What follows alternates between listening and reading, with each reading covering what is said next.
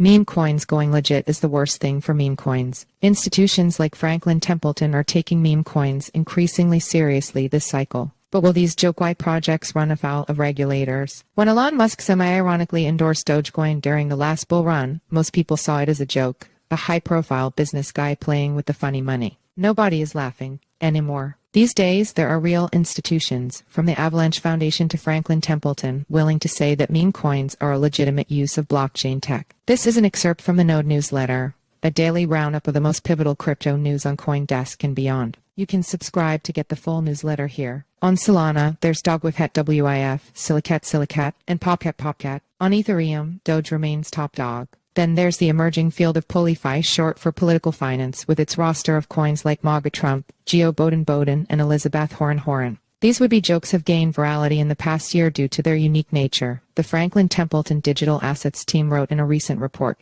A rally that, kicked off in late 2023, has only picked up steam since the release of U.S. spot Bitcoin exchange-traded funds ETFs, the financial giant noted. In some sense, meme coins are reaching escape velocity. The Avalanche Foundation launched a culture catalyst program that has started buying up meme coins in a bid to support what it believes to be culturally important Web3 projects, while Franklin Templeton, which for a while sported Bitcoiners' laser eyes on Twitter, attributes growing use of Ethereum and Solana in part to these tokens' opportunities to make quick profits. See also the meme coin grift and how it threatens Ethereum culture opinion, and yet, meme coin projects are also seemingly doing everything in their power to self-destruct. While the conventional wisdom about meme coins is that they have no underlying value, more and more meme coin creators are investing time and money into making their projects stand out. It's a risky trade. For instance, Shiba Inu shib, the Ethereum-based competitor to the first and likely most well-known meme coin Dogecoin, is building out an entire tech ecosystem including its own scaling layer called Shibarium, decentralized exchange, Shiba Swap, Shiboshi's NFTs, and even a digital identity initiative and project incubator. Dogwifhat WIF, a spin on the dog token trend by adding on a pink beanie to the canine mascot that has rallied over 600% in the past month, raised over $600,000 in USC to advertise on the side of Las Vegas Sphere megaproject. Whether these projects are aware of it or not, by looking to develop or market their tokens, they could be raising the ire of the U.S. Securities and Exchange Commission (SEC).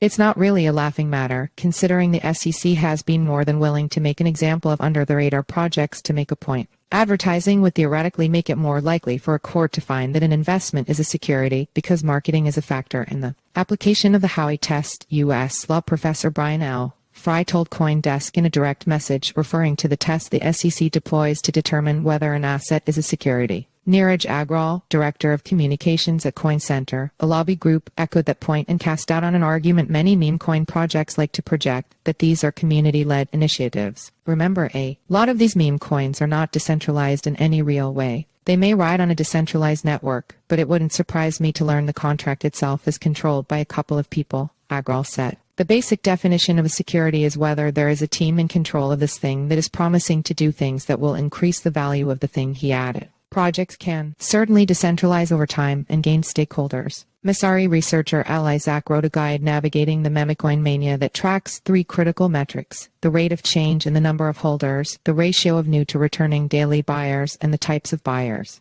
In particular, there is a critical threshold of 3,000 holders that tends to indicate a project is gaining traction. The next phase, characterized by the number of new buyers exceeding existing traders, typically sees holder counts jump to 10,000 and the involvement of whales without extreme market swings. Dogecoin, launched in 2013 and since renounced by its creator, is fairly well distributed, and its development activities are essential for keeping the network safe to use. While the biggest Doge holder owns over 22% of the token's circulating supply, there are also nearly 7 million Dogecoin holding addresses compared to 9 million wallets that hold Solana SOL. See also, the one word that defines Ethereum's goals opinion. While there is a not-for-profit Dogecoin Foundation that coordinates development, the project benefited from launching during the proof-of-work era, which enabled a number of people to earn tokens by mining at home. Today's breed of meme coins are dominated by a few large bag holders who got in early. Likewise, the argument that these are nihilist jokes or acts of performance art, or that there's no real expectation of profit, isn't much of a legal cover. The likelihood of profit may be low or non-existent, but people are still buying them, at least in part because of the possibility they'll become popular and increase in value, Fry said.